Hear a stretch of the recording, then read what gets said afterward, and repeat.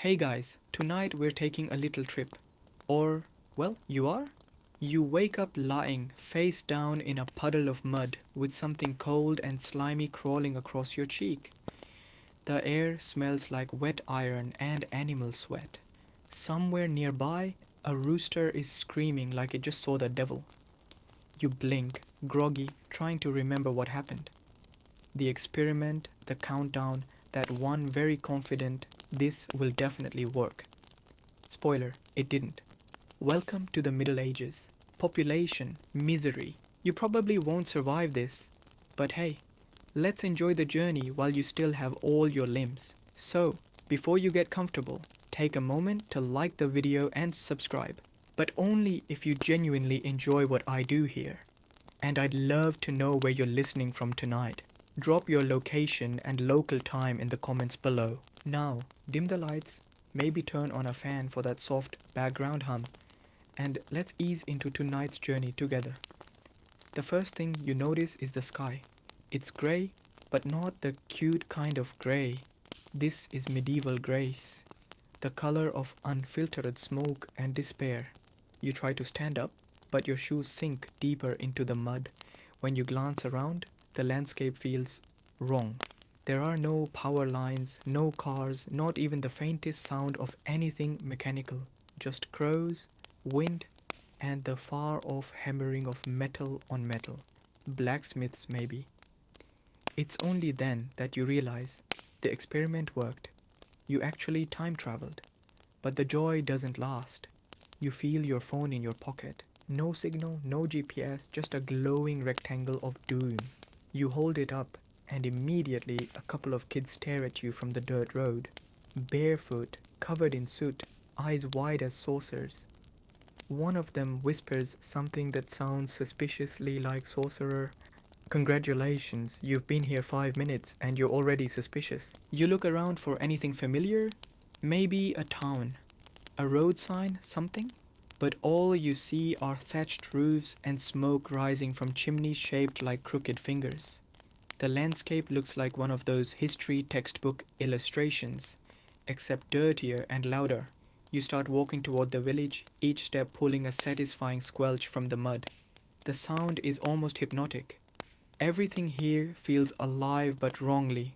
So, like the air itself hasn't been changed in centuries. There's a heaviness, a thickness to it, a damp that gets into your lungs. And then you notice the people. They're all staring at you, not in the curious tourist kind of way, in the we think you might be a demon kind of way. Your clothes are too clean. Your accent is alien. Your weird shiny watch keeps flashing light. You might as well have landed on Mars. You smile nervously and wave. Bad move. A man in a brown tunic crosses himself and spits on the ground. Another clutches a wooden cross. A dog starts barking like it's trying to warn the entire continent. That's when you realize you've landed somewhere between the 12th and 14th century. A period scholars still argue about calling the High or Late Middle Ages. Whatever they call it, you're here, and they hate you already. Your first instinct is to ask for help, maybe find shelter. But when you open your mouth, what comes out isn't matching what they speak. It's like English's evil ancestor, the kind that sounds familiar but also feels cursed. You hear words like thee and yon and mayhap, and suddenly you understand nothing. You try to mime, pointing at your stomach to ask for food, pretending to sleep to ask for shelter. But that just makes things worse. A woman gasps and hides her child. Someone mutters witchcraft. You take a step back slowly. No sudden moves, smile, pretend you're not about to die. Somewhere in the distance, church bells start ringing, slow, heavy, echoing across the valley. You can feel it in your chest. The sound rolls over the hills like thunder. It's strangely beautiful in a haunting way. But everyone else drops to their knees, whispering prayers. You stand there, awkwardly half kneeling, because you don't know the protocol. One wrong gesture, and you might end up at the center of a mob with torches. A child tugs at your jacket and points to your sneakers. murmuring something that sounds like devil's skin. You glance down and suddenly realize how out of place you look. No leather, no wool, no hand stitching. Just you, modern fabric, and the dawning horror of realizing that you've time traveled without thinking of camouflage.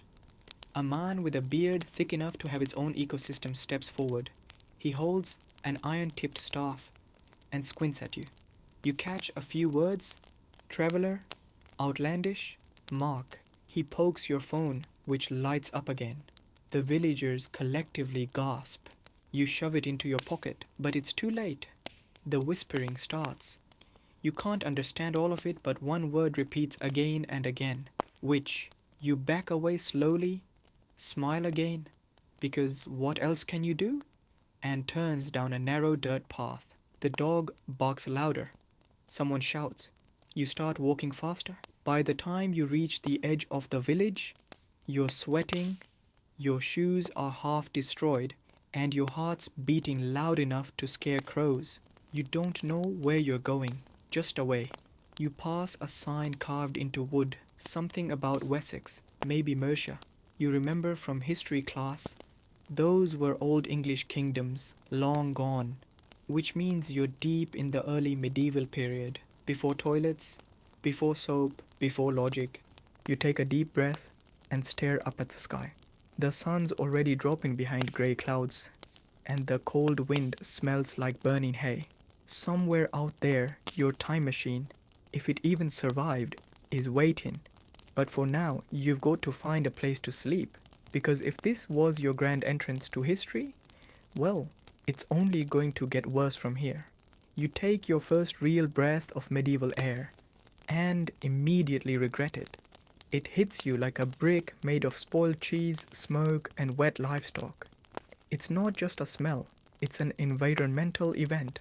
You cough, then cough again, realizing that this isn't a bad day. This is how it always smells here. You thought fresh country air would be relaxing, maybe even nostalgic. Nope, this air could peel paint. Somewhere nearby, someone's cooking something that smells like a combination of burnt hair and sadness. Welcome to the olfactory experience of the Middle Ages. As you move further from the village square, you notice what's making that glorious stench. Open sewage trenches, not drains, actual ditches, filled with things that definitely used to be food, animals, or people's hope. Children played dangerously close to it, chasing each other through the mud with sticks. You step over one puddle, and the splash hits your pant leg. You freeze. The smell follows you like a curse. You cover your nose with your sleeve, which doesn't help. Now your sleeve smells like the 1300s too. A woman nearby dumps a wooden bucket from a window. You don't ask what's in it. You just move faster. Funny how the movies never show this part, huh? The shiny castles, gallant knights, and grand feasts. But nobody ever mentions the rivers of rot running between the houses. Scholars still argue whether medieval sanitation was primitive or just non-existent. But you can confirm, it's door number 2. And then there are the animals. Pigs wander the streets freely, chickens dart between legs, and dogs, or what's left of them, dig through piles of refuse like they own the place. You try to step aside for a passing ox cart, but the driver doesn't even slow down. Mud, or something pretending to be mud, splashes across your jeans. Congratulations, you now smell like a medieval citizen. You start to wonder, do these people not notice? Are they nose blind? Or have they just made peace with the apocalypse of odor surrounding them? You glance at a group of villagers sitting outside a tavern. Their faces are weathered, their clothes thick with grime. They laugh, drink from wooden mugs, and breathe deeply as if the air were fine wine. You, meanwhile, are half crying. The tavern door creaks open, and a gust of even worse air hits you. Sweat, beer, and wood smoke having a violent argument. You hesitate, but your stomach growls. You realize you haven't eaten since you were in your own century.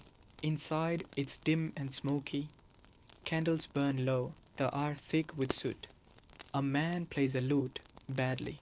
The crowd hums, a low buzz of voices that turns silent the moment they see you. You freeze. The bartender, a wide man with an apron and zero sense of hospitality, Karilala, squints. Where you hail from, stranger? You blink. You understood maybe half of that. You attempt to answer in modern English. Visiting. Just passing through. Everyone stares harder. You quickly realize your accent sounds like witchcraft. You gesture for food, miming the act of eating. He seems to get it and slams down a wooden bowl filled with something grayish and alive looking. It wiggles. You try not to gag. Stew, he grunts. Halfpenny, you don't have medieval money. You pat your pockets. Credit card, coins, phone, gum wrapper. You hand him a modern coin with Queen Elizabeth's face. He frowns, squints, and then his eyes widen. He mutters to himself. You catch the words devil mark and false silver. Great. You quickly backpedal and drop the coin on the table like it's radioactive. Then you give him a nervous thumbs up, which, judging by his scowl, probably means something insulting here. A younger man at the bar leans toward you, grinning through missing teeth. You from the north? He slurs. Or other place? You nod vaguely. Other place? He laughs. Ah, a jester, then. Perfect. You're a clown now. He claps you on the shoulder hard enough to make your teeth rattle. You smile politely, even as your brain screams run. You notice a tapestry behind the counter, a crude depiction of a castle surrounded by flames. The text below it looks like Latin mixed with drunk spelling. You stare too long and the bartender snaps, "You read?" You hesitate. Literacy isn't common here, and if you admit you can read, that might be another reason to call you possessed. So you shake your head. Good. He grunts and goes back to stirring whatever's dying in his pot. You sit quietly, pretending to sip from a mug someone shoved at you. The drink tastes like vinegar and ashes. Your tongue protests, but your thirst wins. Outside, the church bells ring again. Long, deep tolls rolling through the town. You watch everyone in the tavern pause, heads bowed. It's almost ritualistic. The sound vibrates in your bones. You don't know what it means, but you whisper a small prayer too, just in case. After the ringing stops, the mood lightens. People start laughing again. Someone throws a chicken bone across the room. It hits your shoulder. You freeze. They roar with laughter. Congratulations. You're the entertainment now. You decide to make an exit before this turns into a medieval brawl. You slide off the bench, mutter something like cheers, and head for the door. As you step outside, the cold night air hits your face. It's marginally better than the tavern, but only just. Smoke clings to everything. Somewhere nearby, a blacksmith's forge sends orange sparks into the night sky. You hear the rhythmic clang of hammer on metal, echoing through the dark. Steady, hypnotic, like the heartbeat of this grimy century. You take another cautious breath, half expecting it to knock you out. But this time, something shifts. Maybe you're adjusting, or maybe your nose just gave up. The world smells less like decay and more like time. Old, alive, complicated. You look up at the stars, unpolluted, sharp, endless. For the first time since arriving, it's almost beautiful.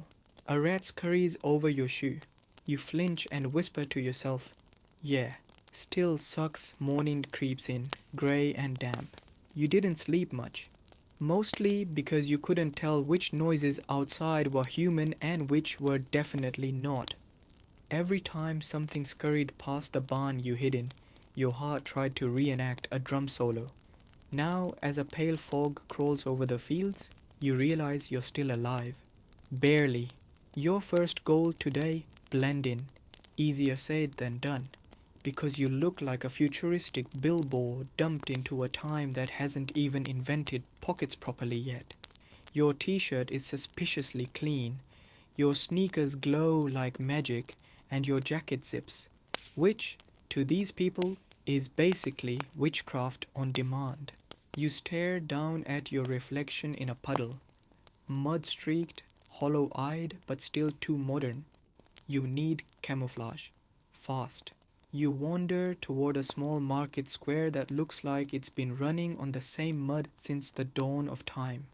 There's a cluster of stalls selling everything from potatoes to dead rabbits. The fashion section consists of coarse tunics, wool cloaks, and shoes that look like baked bread. You eye a pile of rough linen clothes hanging on a line.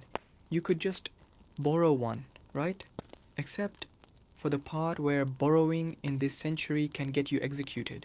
You wait until the old woman watching the stall gets distracted yelling at a goat. Then you grab a brown tunic, yank it over your t-shirt, and drop a shiny gum wrapper on the table as payment. Congratulations, you've invented medieval capitalism. You tuck your hair under a hood, smear some mud on your jeans, and voila. You're halfway between peasant and plague victim. You even start walking like you belong here. A little slower, shoulders down, eyes on the ground. It's working. People glance, but they don't stare. For the first time, you breathe without bracing for pitchforks. But there's still one problem, your shoes. Every step they make, that squeak sound on the mud, it's like announcing, "Hello, I'm from the future." You try to scuff them until they look worn. Instead, you end up sliding and landing in an unidentifiable puddle. Fantastic. As you're dusting yourself off, you overhear two merchants arguing over a bolt of cloth. You catch snippets, Flanders, taxes, wool tithes. You remember from your high school history class? Medieval Europe's economy basically revolved around sheep. You smile at the random memory. Then the merchant catches you smiling. He frowns. "You find this amusing, stranger?" You freeze. No, sorry. Just nice wool." He squints. You speak oddly. "Norman, Dane." You nod vaguely. "Yes, that always works in movies." He seems half satisfied but keeps muttering. You walk away before he changes his mind. At the end of the market, a wooden platform catches your attention. A man stands on it, shouting about the sins of vanity, which, judging by his gestures, include everything you're currently wearing. He's wearing a simple robe, hair tonsured, holding a cross like a microphone. His voice booms across the square. You don't need subtitles to get the vibe. God good, you bad. Then his gaze sweeps across the crowd and stops on you. "Ye there," he bellows. "What manner of garb be that?" You freeze mid-step, doing the world's worst impression of a statue. The crowd turns. You can practically hear their collective sniff, like bloodhounds. You bow your head, mutter something that sounds vaguely Latin. Sanctus, Domino, and shuffle away. The priest narrows his eyes, but you're already gone. You duck behind a cart, heart hammering, smooth. When you finally catch your breath, you hear a woman nearby laughing softly. She's young, maybe 20, with a scarf over her hair and a basket full of herbs. "You're not from here," she says, smiling knowingly. You open your mouth to deny it, but realize there's no point. "Your words, they dance wrong," she adds, her tone curious, not cruel. "You speak like a traveler." You nod slowly. "Yeah, a long traveler." She hands you a sprig of mint. "For the smell," she says. "You're too clean." It makes people uneasy to clean. That's the insult of the century, but she's right. The Middle Ages smell like a soup of everything, and your faint whiff of soap makes you suspiciously fancy. You thank her, tucking the mint behind your ear like a medieval air freshener. She grins. "Be careful, traveler. Strange talk draws strange eyes." And just like that, she's gone, vanishing into the mist. You stand there for a moment thinking about how quickly people here read danger into everything. Even a new accent could mean exile, torture, or worse. You can almost hear your history teacher's voice in your head. The medieval mindset was dominated by fear and faith. Yeah, no kidding. You're living the PowerPoint now. You wander toward the edge of town, passing wooden cottages, their thatched roofs dripping with morning dew. Smoke curls from chimneys. The air hums with life. hammering, clucking distant church bells. For a fleeting moment, it's peaceful. But that peace cracks the moment you catch your reflection again. This time in a puddle beneath the blacksmith's forge. The hood helps, but your sneakers gleam faintly under the firelight. The blacksmith notices. He pauses mid-swing, eyes narrowing. What craft be those shoes? You glance down. Soft leather. He snorts. Soft as dragon hide, I'd say. You from the east? You nod quickly. Yes, very far east. Farther than Jerusalem? He challenges. You pause thinking. Further than you can imagine. He grins. Then you must be cursed or blessed. Either way, ye owe me a story, and before you can protest, he hands you a mug of ale and motions to sit by the fire. The smell of iron and sweat fills your lungs, sharp, almost metallic, but better than what's outside. You tell a half-made-up story about being a wanderer from lands beyond the seas. He nods, half listening, half focused on his hammering. Every strike sends sparks flying, lighting his face in flashes of orange and gold. Strange tongue, he says finally. Strange clothes. Stranger eyes. You smile weakly. Just passing through. He studies you for a long time before shrugging. Aren't we all? For a moment the firelight makes the centuries feel thinner. Like maybe, just maybe, this man isn't that different from you. Then a gust of wind blows through, carrying the scent of rot and smoke again. And you remember exactly where and when you are.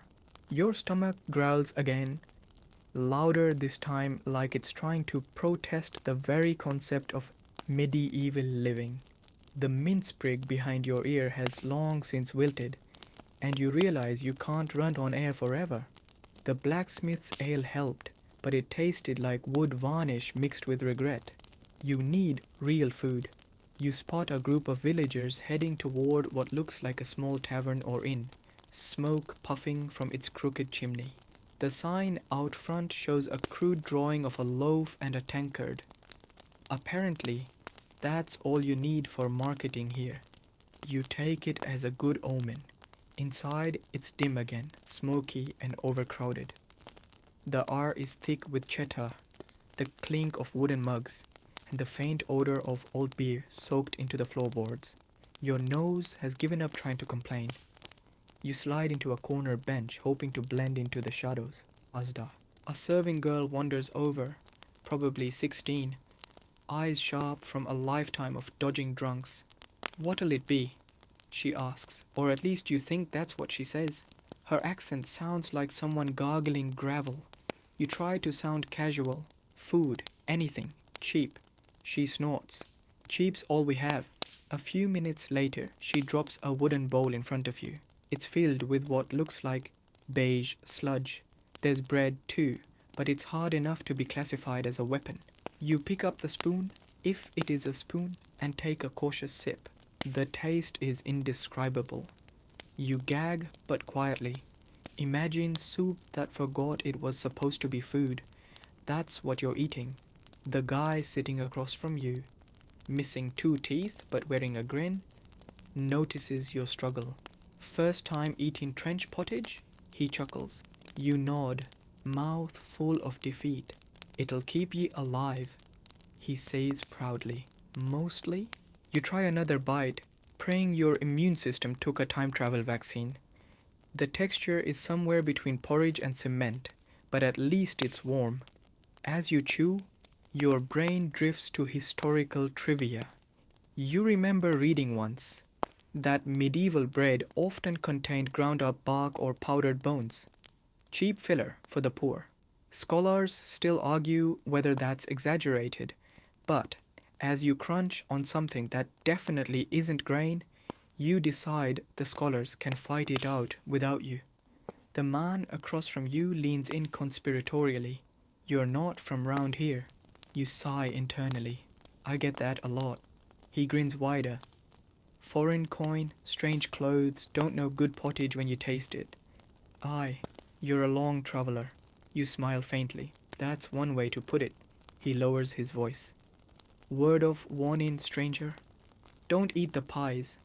Last week we had meat pies on Sunday, and by Tuesday half the town was visiting the churchyard. You blink. You mean poisoned? He shrugs. Rotten or cursed. Hard to say which your spoon drops into the bowl. You push the food away, your appetite taking an indefinite vacation. He laughs heartily, slapping the table. Ah, you'll get used to it. We all do, till we don't. You nod politely, trying to laugh along, but your brain is too busy screaming you might die of dinner. The serving girl returns with a small mug of what she calls ale. You take a sip and nearly choke. It's flat, warm, and tastes faintly like dirt. But hey, at least it's historically accurate. You lean back, watching the room. There's something almost comforting about the chaos. Men arm wrestling, a fiddler missing half his strings, laughter bouncing off the low wooden beams. It's crude, filthy, but alive. Then you notice the table near the fireplace. A small group of men sit there in finer clothes.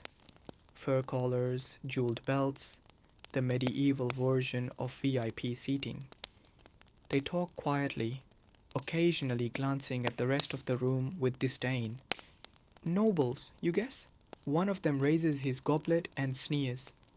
To clean hands and coward hearts. The table roars with laughter.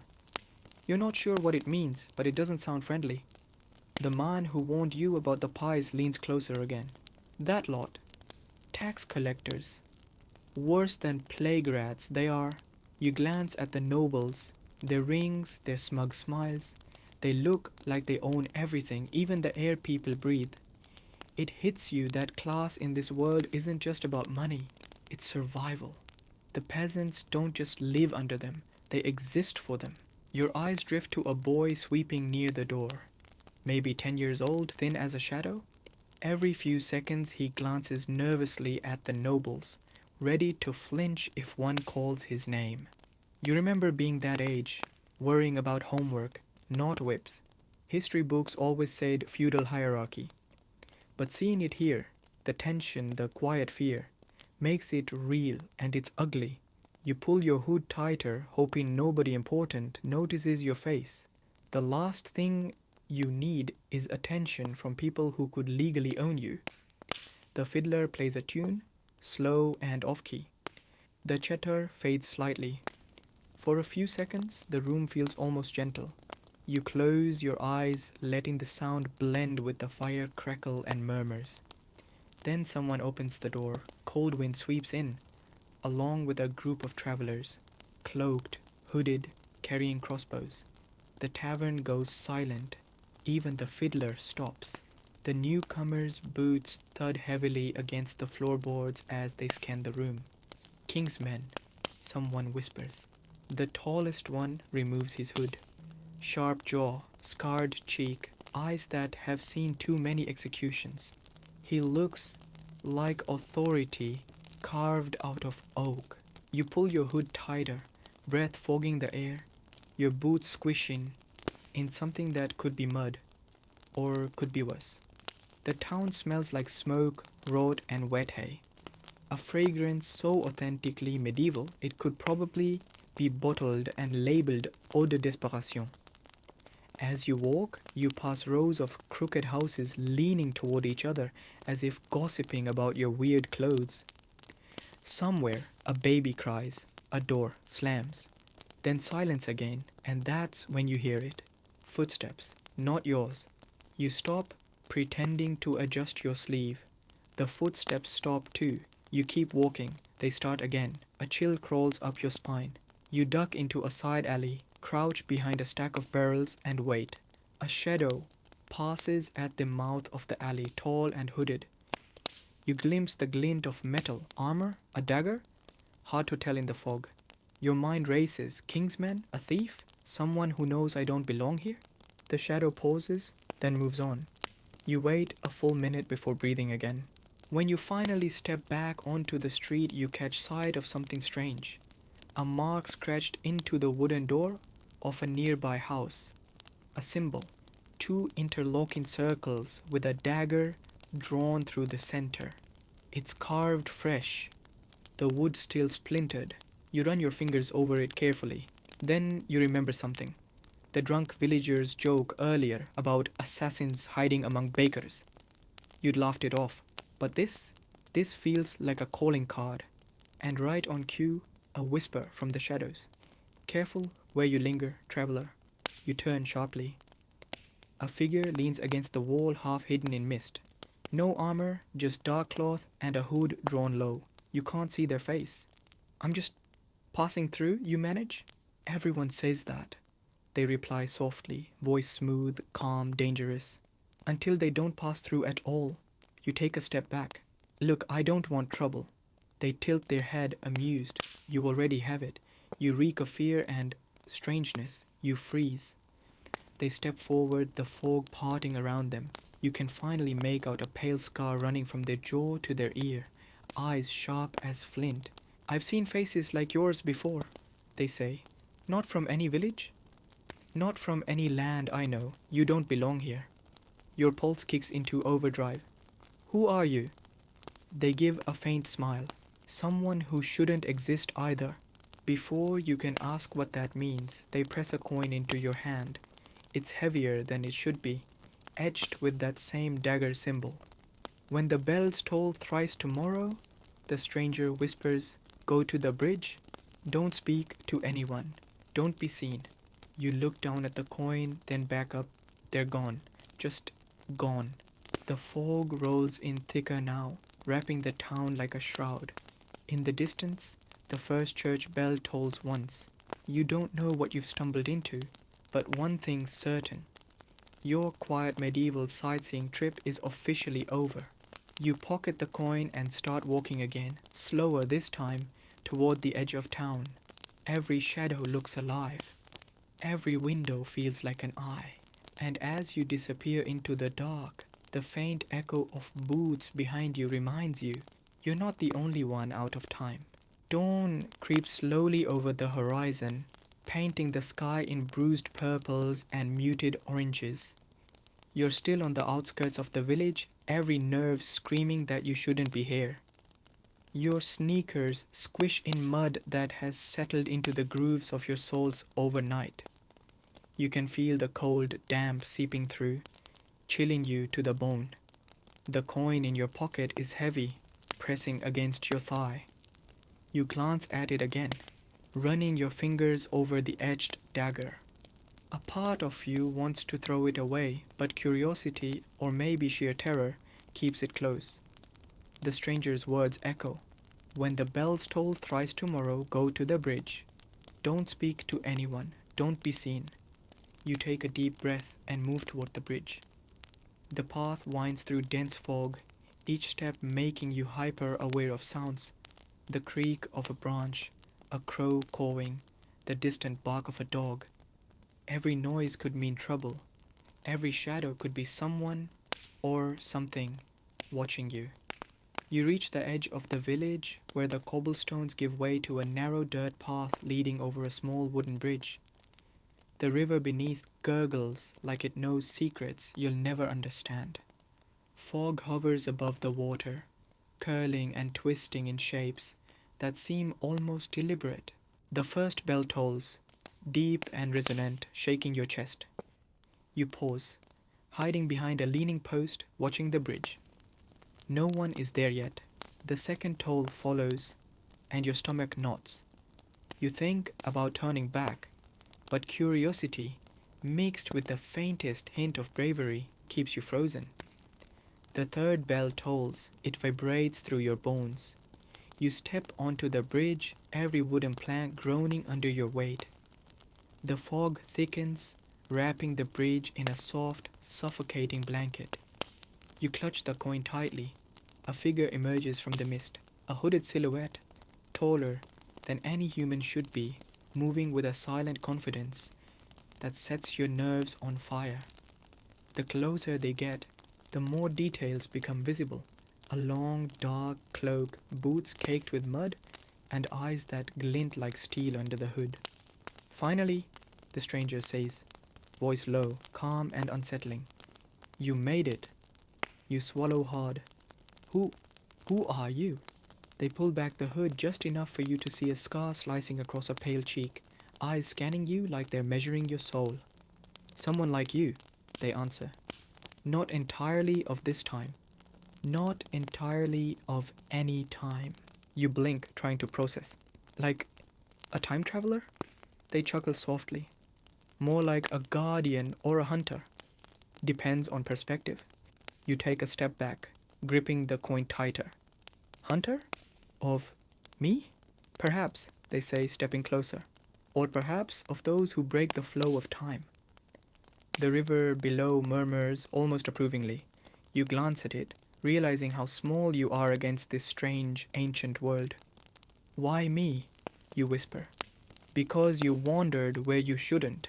Every era has its rules, every century has its watchers. You caught our attention. You glance down at the coin. Is this like a pass? They nod. A temporary shield. Follow my instructions and you'll survive. Ignore them and their voice trails off, leaving the thread hanging over the foggy river like a storm cloud. Your heart races.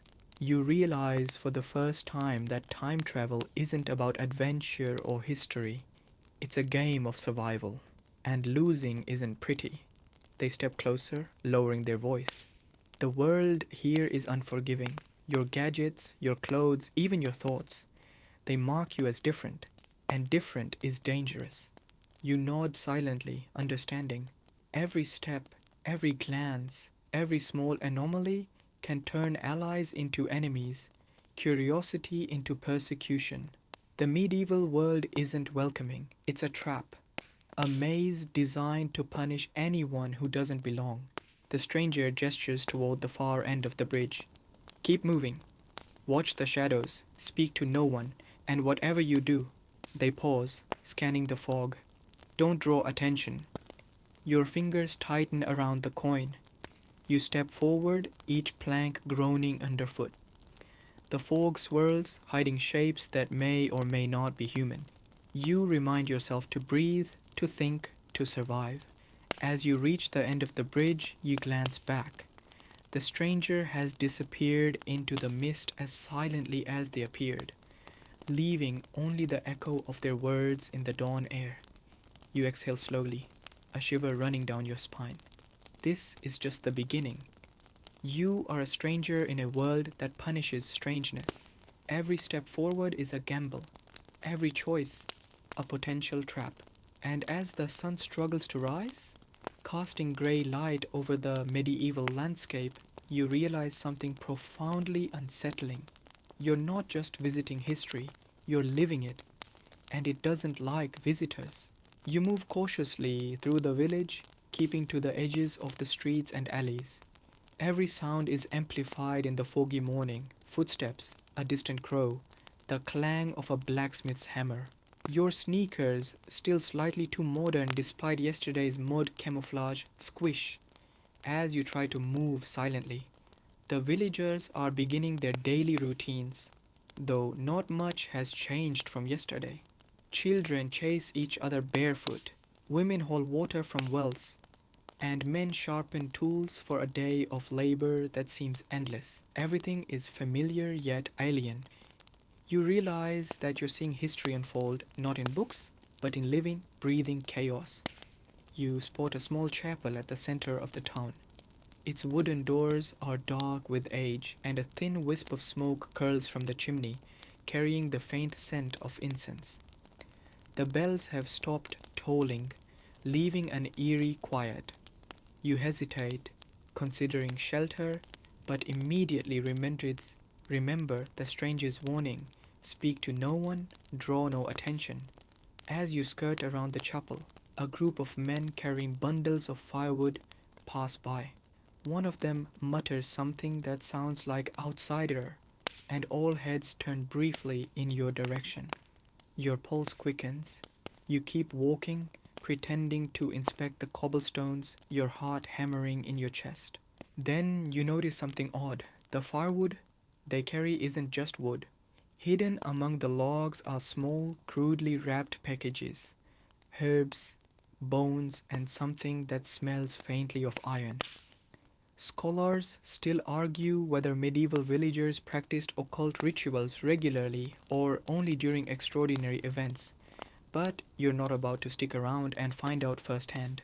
The path narrows as you move into a side alley. You glance up at the half timbered houses, their windows dark, some cracked, others barred. The fog swirls, and for a moment you feel the sensation of being watched. You stop and look around. No one is there, but that doesn't mean you're alone. A cat slinks past you, eyes glowing green in the dim light. Its tail brushes your leg, and a shiver runs down your spine. Animals seem to sense the out-of-place aura clinging to you, as if they can detect a traveler out of time. You mutter under your breath, "Thanks for the warning, Furball," and continue walking. Your stomach protests again. Hunger gnaws, reminding you that the trench pottage from yesterday was hardly sufficient sustenance. You scan the alley for anything edible. A small stall sits tucked in a corner, abandoned for now, with a basket of bread and some dried meat. It looks like a simple morning scene, innocent enough, but one whiff tells you otherwise. Mold creeps along the edges of the bread. The dried meat smells vaguely like it belongs in a graveyard. You back away slowly. Survival is about choices, and right now you choose not to die from an early breakfast. The alley opens onto a small courtyard. Sunlight filters weakly through the mist, glinting off puddles and creating reflections that dance like spirits on the wet stones. You pause, noticing an engraving on a stone wall, a symbol identical to the dagger and circle mark from yesterday. Your stomach knots. Someone or something is tracking you. You crouch behind a barrel, clutching the coin the stranger gave you. A gust of wind moves through the courtyard, carrying with it a faint whisper, almost like voices carried from the past. You can't understand the words, but the tone is unmistakable. Warning, caution, threat. Then movement. A figure slips through the mist, long cloak dragging on the stones, hood drawn low. They move like a predator, deliberate and silent. Your heart leaps. Could this be the stranger? Or someone else? The figure pauses, glances around, then disappears into the fog. You're left alone, trembling. Your mind races. Every instinct tells you to run. Yet every step forward is calculated, careful. You realize something critical. The Middle Ages are not just dangerous because of disease, poor sanitation, or the threat of violence. They are dangerous because everyone here, knowingly or unknowingly, is attuned to the rhythm of survival. Outsiders, anomalies, strangers like you, they disrupt the rhythm. As you move through the courtyard, stepping lightly over puddles and loose stones, you think about what the stranger said. Follow instructions, do not be seen, speak to no one. Every rule is a thread keeping you from unraveling completely in a world that doesn't forgive mistakes. Ahead, you see the bridge again, the one that spans the river winding through the town. The fog clings to it like a veil, thick and shifting. You can just make out the outline of the wooden planks. Your pulse quickens. This is where the instructions lead. This is where the game changes. You take a deep breath, tightening your grip on the coin. One foot moves forward, then the next. Each step on the bridge groans under your weight, echoing in the morning silence. You glance over your shoulder repeatedly, half expecting someone or something to appear from the mist. The river below moves silently, reflecting the grey sky. A heron glides past, oblivious to the tension threading through the bridge. You almost envy it. Then a whisper reaches your ear, carried by the wind. Do not falter. Your heart hammers. You glance around. No one is there. The realization hits. The Middle Ages are watching you. Every step, every breath, every heartbeat is noted. Survival isn't just about hiding. It's about anticipating, blending, and understanding a rhythm of fear and caution that has governed this era for centuries. And as the fog swirls thick around you, You finally understand that this isn't just a journey through history. This is a lesson in adaptation, in patience, and in respecting a world that does not bend for outsiders. You tighten your cloak around yourself and step fully onto the bridge, ready to meet whatever awaits at the other end. The bridge stretches before you, narrow and old, with wooden planks groaning under each cautious step. Fog curls thick around the posts, giving everything a dreamlike, almost unreal quality. You clutch the coin in your hand like a lifeline, feeling its weight, both literal and symbolic, pressing against your palm. Each step echoes softly against the river below, the sound swallowed almost immediately by the mist. You glance down. The river moves sluggishly, dark and reflective. From this distance, it looks like liquid silver under the faint light of dawn. But you know better. The water likely harbors everything that a medieval river can contain: waste, disease, and possibly some surprises you don't want to imagine. You step carefully, avoiding the darkest patches. Then, from the fog, you hear a faint sound, a soft scraping, almost like claws against wood. You freeze. The sound stops. Your mind races. The Middle Ages are full of dangers you haven't even imagined yet, and the stranger's warning echoes in your head. Do not be seen. Speak to no one. You walk faster, keeping low, hoping your modern clothing and sneakers remain hidden beneath the mud and cloak. Every instinct screams to run, but you know running will make noise and draw attention. Every breath is measured. Every heartbeat is loud in your ears. Halfway across, a sudden creak makes you jump. One plank groans ominously. You shift your weight, heart thudding. Then, out of the fog, a figure emerges at the far end of the bridge. Hooded, cloaked silhouette sharp against the grey light. You stop, frozen, recognizing them instantly. The stranger, they step toward you, gliding across the mist as if the bridge itself obeys them. No sound accompanies their steps. It's unsettling. You clutch the coin tighter, remembering their words. Follow my instructions, do not be seen, speak to no one. Good, the stranger says softly, voice cutting through the fog. You followed? You exhale slowly, unsure whether relief or dread dominates. Why me? You ask, whispering. The figure tilts their head. Because anomalies like you cannot go unnoticed. Time has rules, and breaking them invites consequences. You glance at the coin. This protects me? They nod. Temporarily, obey it and you survive. Disobey and their words trail off, leaving the threat unspoken but tangible, pressing in the mist. Your eyes flick around. The fog swirls unnaturally here, almost alive, hiding the banks of the river, the cobblestones beyond, and any eyes that might be watching.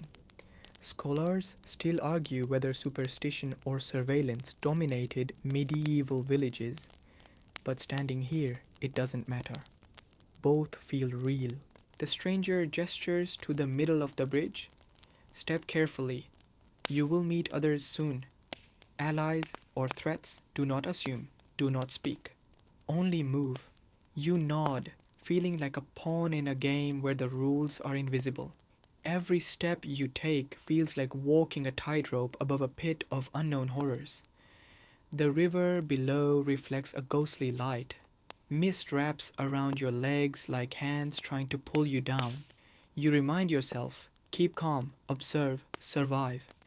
Then, from the far end, another figure appears, this one smaller, hunched, moving like a shadow, silent except for the soft slap of boots on wet wood. You freeze again. The stranger steps forward, placing themselves between you and the new figure. Do not engage, they whisper. The new figure pauses, then continues across the bridge. Their cloak flutters slightly, revealing the glint of something metallic underneath. A weapon? A tool? It's impossible to tell. Your heart races. The stranger turns to you. This world is dangerous, not just because of hunger, mud, or disease. It's dangerous because it recognizes what doesn't belong. And what doesn't belong dies. You swallow, feeling the coin's weight grounding you. Your pulse is loud, your legs tense, every fiber alert. You've read history books, watched documentaries, and studied timelines, but nothing prepared you for living history. For being a single out of place anomaly surrounded by fear, suspicion, and centuries old survival instincts. The wind picks up, carrying the faint scent of smoke, rot, and river water. A crow calls somewhere in the distance. The stranger steps aside, silently signaling that it's your turn to cross. You inhale deeply, forcing your legs to move, one careful step at a time. The planks groan beneath you, mist swirls, shadows flicker. Every step forward is a victory, every breath a test. And as you reach the other side, the stranger disappears, back into the fog as silently as they appeared, leaving you with only the coin, the bridge, and the weight of what comes next. You realize the Middle Ages aren't just about grime, disease, or torture. They're about navigating a world that thrives on fear, secrecy, and survival. And you're just learning to move through it. The air on the far side of the bridge feels different, denser somehow, carrying the faint tang of smoke, mud, and something metallic. You glance around, trying to spot the source. The village continues in its slow, grinding rhythm, villagers moving like ants, carts rattling on uneven cobblestones, chickens darting between legs. Its life unfolding in the most unforgiving way imaginable. You keep walking, careful to stay in the shadows, feeling like every passing glance could be a trap. Your coin burns in your pocket. Not literally, of course, but the weight of it is a constant reminder that the stranger's instructions aren't optional. Each step is a tightrope walk over centuries of suspicion. You notice a small alleyway to your left, darker than the others. A faint smell wafts from it, smoke mixed with herbs. Maybe a healer's home? Or someone's private apothecary. You hesitate. Following instinct, you skirt the alley's edge, avoiding both exposure and curiosity. Mist curls along the stones, almost alive, wrapping your legs in ghostly fingers. Suddenly, a sharp clatter echoes behind you. You whip around, heart leaping. A man staggers into the street, dropping a bundle of firewood. He's clearly a peasant, dressed in worn tunic and patched trousers, but his eyes are wide with fear.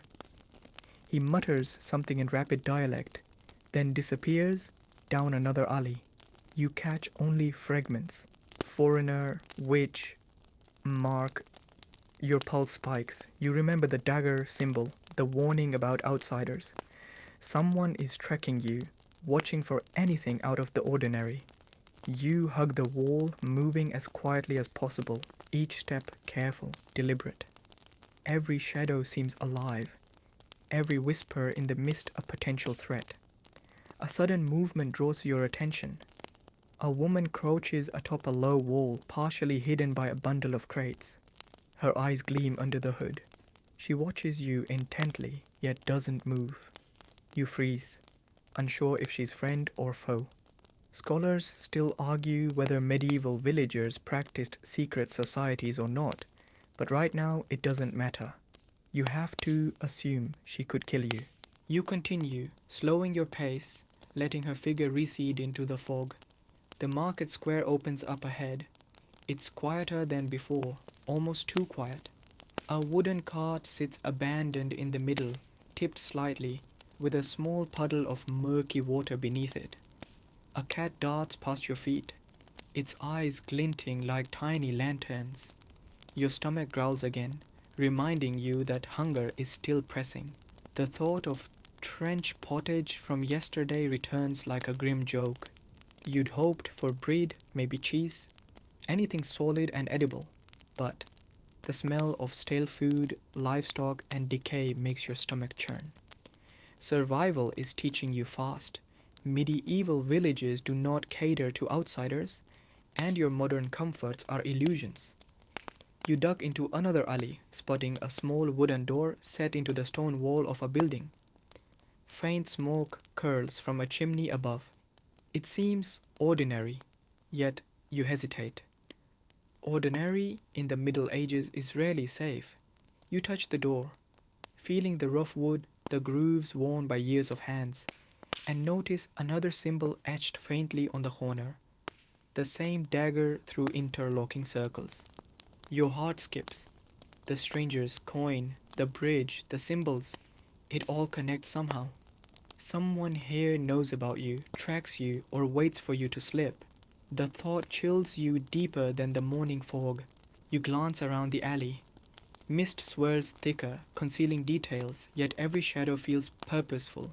The world here is alive, ancient and alert, and you are an intruder. Every step forward is measured, cautious, a gamble against discovery. You take a deep breath, reminding yourself that fear can sharpen senses. Your sneakers squish in the mud. You grip the coin tightly. Survival isn't about bravery right now. It's about silence, observation, and trust in instructions you barely understand. And as you step out of the alley and into the soft glow of morning light spilling across the cobblestones, you realize this journey is not just about history. It's about learning to move unseen in a world that wants to erase you. Every glance, every shadow, every footstep counts. Ahead, you glimpse another bridge, smaller and older, partially shrouded in mist. Something tells you this is the next stage. The air feels heavier, thick with anticipation, as if the town itself is holding its breath, waiting to see if you'll survive the next encounter. You adjust your cloak, take a careful step forward, and follow the path toward the unknown. You glance around the alley. Mist swirls thicker, concealing details, yet every shadow feels purposeful. The world here is alive, ancient and alert, and you are an intruder. Every step forward is measured, cautious, a gamble against discovery. You take a deep breath, reminding yourself that fear can sharpen senses. Your sneakers squish in the mud. You grip the coin tightly. Survival isn't about bravery right now. It's about silence, observation, and trust in instructions you barely understand. And as you step out of the alley and into the soft glow of morning light spilling across the cobblestones, you realize this journey is not just about history. It's about learning to move unseen in a world that wants to erase you. Every glance, every shadow, every footstep counts. Ahead, you glimpse another bridge, smaller and older, partially shrouded in mist. Something tells you this is the next stage. The air feels heavier, thick with anticipation, as if the town itself is holding its breath, waiting to see if you'll survive the next encounter. You adjust your cloak, take a careful step forward, and follow the path toward the unknown. The smaller bridge looms ahead, crooked and slick with morning dew. Its rails are low and worn smooth, and the wood smells faintly of rot. You approach cautiously, testing each plank with your weight before committing. Every creak echoes into the fog, each sound amplified in the silent morning. You realize how vulnerable you are, suspended between the unknown banks, every misstep potentially catastrophic. The coin in your pocket feels heavier than ever. You run your fingers over the etched dagger, recalling the stranger's warnings. Follow instructions, do not be seen, speak to no one. It's no longer just advice, it's survival. One wrong move and you could vanish from this era entirely. As you reach the midpoint of the bridge, the fog thickens. Shadows twist and writhe along the rails, turning every plank into a potential trap. You remember history lessons? Medieval bridges were often places of ambush, tolls, and even execution. Scholars still argue whether bridges were more about commerce or control, but standing here, the answer seems clear. Both. A sudden splash in the river below makes your heart jump. You glance down. The water moves sluggishly, reflecting grey skies and shadowy shapes. Nothing visible surfaces, but you can't shake the sensation of being watched. Your mind races, bandits, soldiers, or something worse? A soft whisper reaches your ear, carried by the wind. Careful. You spin, but the bridge is empty. Only the fog dances around the wooden planks. You inhale sharply, forcing yourself to focus. Your sneakers squish in the wet wood. Every heartbeat feels like a drumbeat announcing your presence. From the far end of the bridge, a figure emerges. Tall, cloaked, hood drawn low. Your pulse spikes instantly. It's the stranger again. They glide forward silently, boots making no sound. You wonder briefly if this person is human at all or some guardian of the medieval order. Good, they whisper. You followed. Why me? You ask, voice low, barely above a murmur. Because you wander where you shouldn't. Anomalies like you draw attention. Time itself notices. You glance at the coin, feeling its weight as a tangible connection to something beyond this world. This protects me? Temporarily, they say, and their eyes glint with something unreadable. Obey it. One misstep, and the rules of this world claim you. Your stomach knots. Every lesson from your history classes comes flooding back. The unpredictability of medieval life, the omnipresence of authority, the brutality hidden beneath daily routines.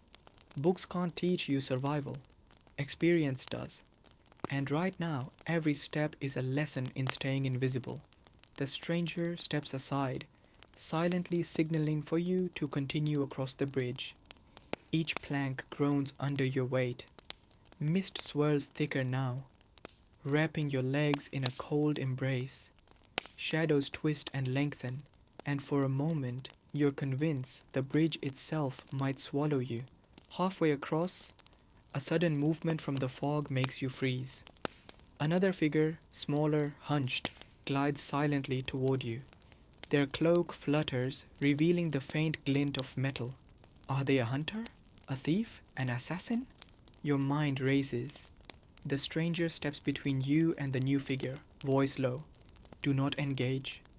The small figure pauses, then continues past, ignoring you entirely. The tension drains slightly, but your body remains on edge. This world does not forgive mistakes. Curiosity in the Middle Ages can be lethal. Even observation can mark you for death. You exhale slowly, forcing your legs to move, one careful step at a time.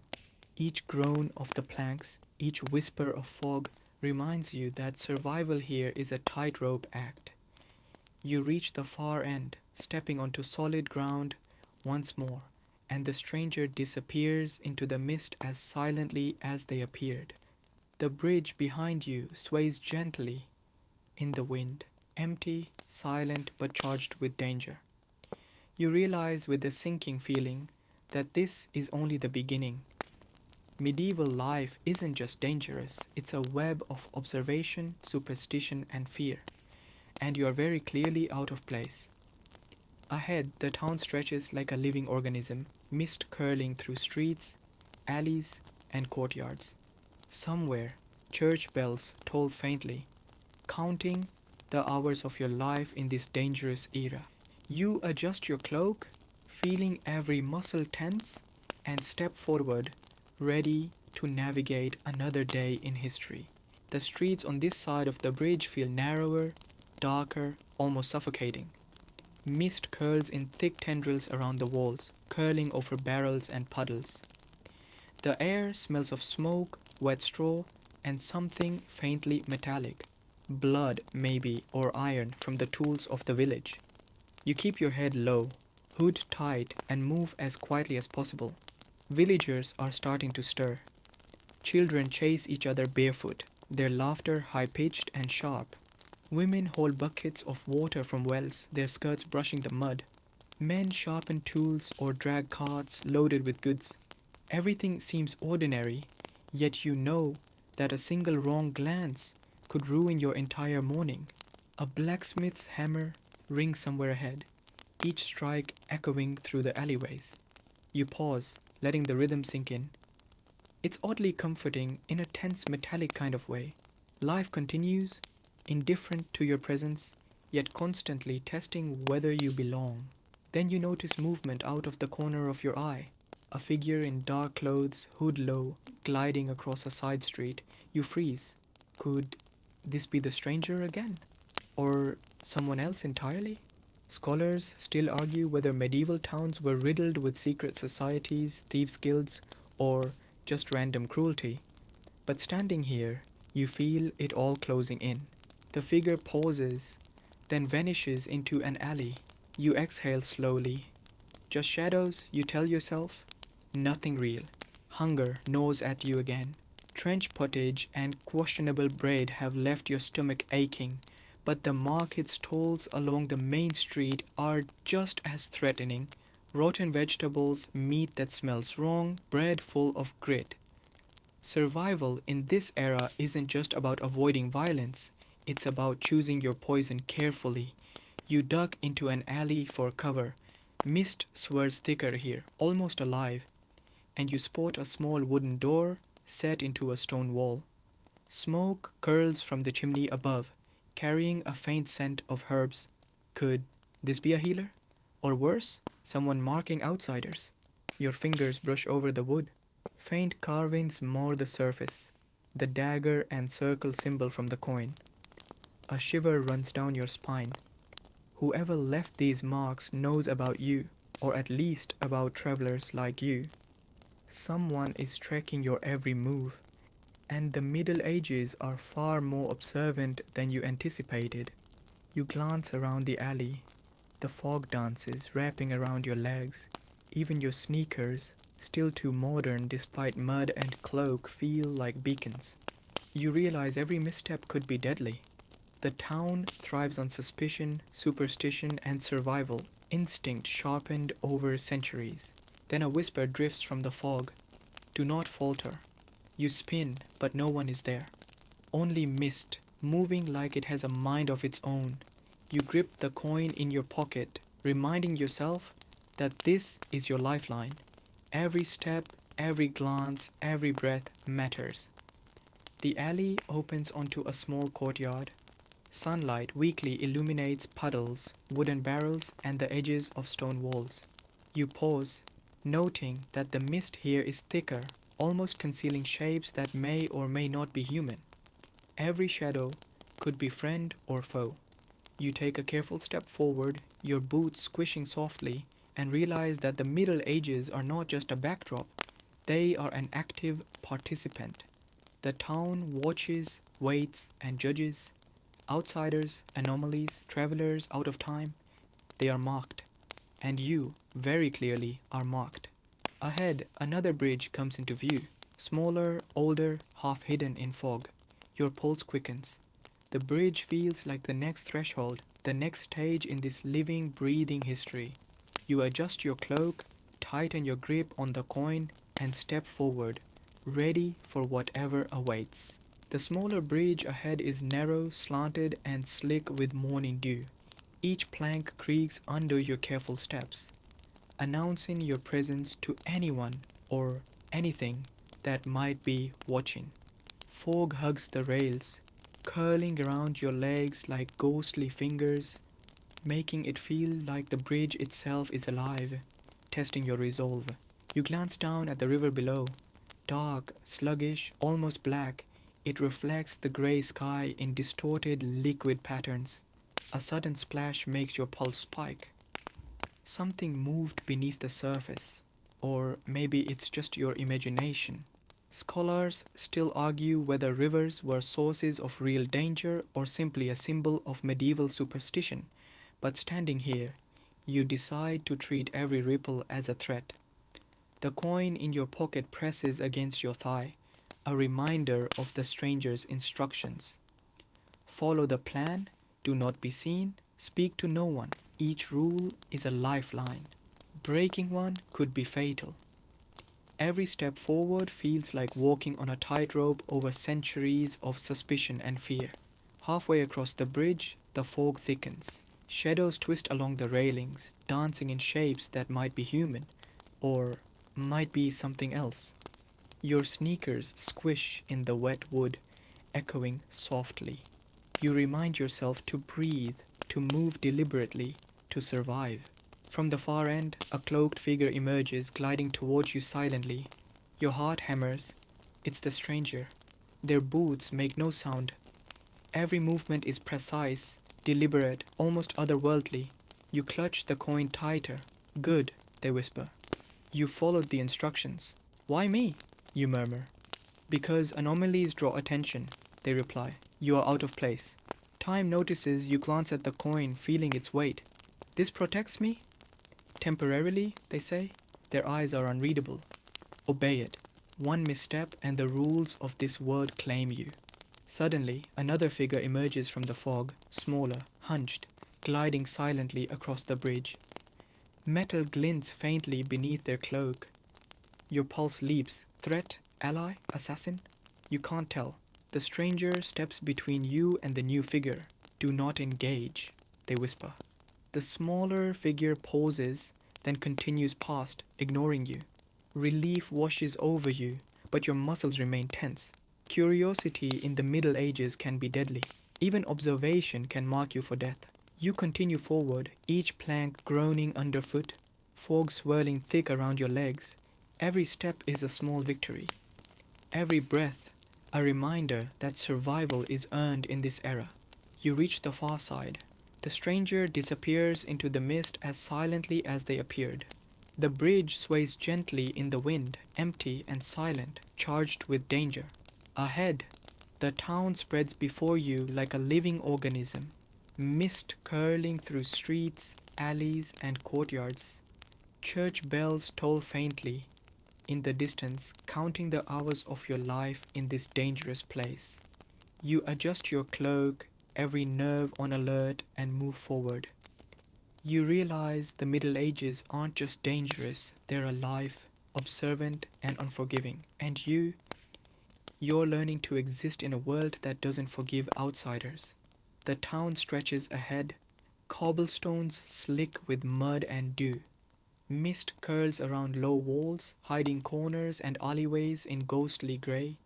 Every movement, every sound feels amplified. The scrape of a cartwheel, the distant barking of a dog, the low murmur of villagers starting their day. You hug the shadows, hood drawn low, clutching the coin like a lifeline. Hunger gnaws at you, a constant reminder that survival here isn't just about avoiding danger, it's about finding food without drawing attention.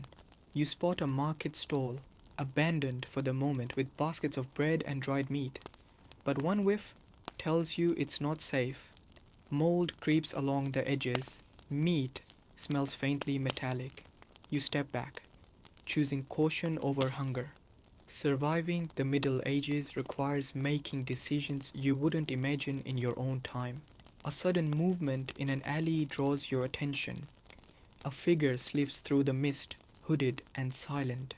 They pause, watching you, then vanish. Scholars still argue whether medieval villages were rife with spies, thieves, or secret societies. But right now, you don't care about debate. You care about not being noticed. The streets grow narrower. You pass cottages with cracked windows and barred doors. Smoke curls from chimneys carrying the faint scent of herbs, wood smoke, and unidentifiable cooking smells. Every detail is alive, oppressive, almost sentient. The town itself seems aware of your presence. You duck into another alley to regain some cover. Mist swirls thicker hair, hiding shapes that may or may not be human. Your sneakers squish softly on the wet cobblestones. You adjust your cloak and take a deep breath, reminding yourself every step, every glance, every subtle movement matters. Ahead, the faint outline of another bridge appears, older and narrower than the first. The wood looks warped and slick. Fog drifts over it like a living shroud. Your pulse quickens. This is the next threshold, the next stage in surviving a world that does not forgive outsiders. You take careful steps, testing each plank. The bridge groans under your weight. Mist thickens around you, wrapping your legs in icy tendrils. Shadows shift, flicker, and vanish. You force yourself to stay calm, focusing on the coin in your pocket, the temporary protection, the lifeline, the silent instruction from the stranger. From the fog, a whisper reaches your ear. Do not falter. You glance around. No one is visible, yet the tone carries weight, authority, and warning. You continue forward step by careful step, feeling the history around you pressing in, alive, demanding respect and caution. The far side of the bridge emerges. You step onto solid ground. Behind you, the bridge sways faintly in the wind, empty and quiet. Ahead, the town's alleys, courtyards, and market streets stretch like a living organism, mist curling through them. The bells toll faintly in the distance. You realize something profound. Surviving the Middle Ages isn't just about avoiding disease, hunger, or violence. It's about understanding the rhythm of a world that observes, judges, and punishes. Every move matters. Every shadow can conceal threat. And you are just beginning to learn how to exist within it. The town feels alive in a way you've never experienced. Mist curls through alleys, twisting around barrels, walls, and puddles, like it has a mind of its own. The faint clatter of carts and the low murmur of villagers carry a rhythm you can almost follow. But it's unpredictable, dangerous. Every step you take marks you as an outsider. Every glance, every subtle movement could be noted. Hunger presses again, but the market stalls are worse than yesterday. Stale bread, bruised fruit, and dried meat that smells metallic and off. Survival isn't about convenience, it's about careful choices. You skirt the stalls, hugging the shadows. Scholars still argue whether medieval towns were hostile to strangers, by design or by chance, but right now, it doesn't matter. You have to assume danger lurks in every corner. A figure slips through the mist ahead, hooded, dark, moving silently. Your heart thumps. Could it be the stranger or a hunter? Every step feels like a gamble. You duck behind a barrel, holding your breath as the figure passes. Mist swirls, hiding details, stretching shadows into forms that might be alive, or just tricks of the fog. You move on, carefully, through narrow alleys and past cottages with cracked windows. Smoke curls from chimneys carrying scents of herbs, cooking, and wood fire. Everything here seems intentional, watchful, almost sentient. The town itself is a living organism, testing your ability to survive. Ahead, the outline of another bridge emerges, smaller, older, warped with age. Fog hugs it, curling across planks like spectral fingers. Your pulse quickens. The bridge is the next threshold, the next stage in this strange, dangerous journey. Step by careful step, you cross. Each plank groans under your weight. Mist wraps your legs, shadows flicker, almost alive. You clutch the coin in your pocket, recalling the stranger's warning. Follow instructions, do not be seen, speak to no one. Every rule is a lifeline. One misstep, one curious glance, and survival slips away. Halfway across, a whisper drifts on the wind. Do not falter. No one is visible, yet the tone carries authority, warning, and an unspoken threat. You focus on your footing, the bridge beneath you, and the far side shrouded in mist. Every step is deliberate, every breath measured. Finally, you reach solid ground. The fog swirls behind you, hiding the bridge, making it disappear into nothingness. The town stretches out ahead, mist curling through alleys and market streets. Church bells toll softly, counting hours in a world that demands vigilance and respect. You realize with a sinking clarity that surviving the Middle Ages isn't just about avoiding hunger, disease, or violence. It's about understanding a rhythm, a hidden pulse, a world that watches and judges outsiders like you. Every shadow, every whisper, every step matters, and you are learning slowly how to exist within it. Night falls fast in the medieval world, The fog turns black and heavy, swallowing streets, rooftops, even sound. You can't see more than a few feet ahead, but the faint glow of torches flickers through the haze like dying stars. The town quiets. No chatter, no bells, no footsteps. Just the soft hiss of mist against stone. You pull your cloak tighter. The air bites now, sharp and cold, filled with smoke from wood fires and something else, burning pitch. Somewhere nearby, someone's keeping watch, and you can feel their presence like static on your skin. The Middle Ages don't sleep easily. You move along the edge of the square, careful not to let your boots echo. A shape moves past, a guard maybe, or a thief, and you melt into the sheds between two houses. The walls here are slick with moss, damp to the touch. You inhale quietly, counting your breaths. Then you hear it, faint chanting. Not joyous, not mournful, ritualistic. The sound drifts from somewhere deeper in town, past the square, past the last ring of houses. You follow the echo, drawn by curiosity and dread in equal measure. You find yourself at the edge of a ruined chapel. Its windows are broken, its roof sagging, but candlelight glows inside, trembling against stone. You edge closer, heart hammering.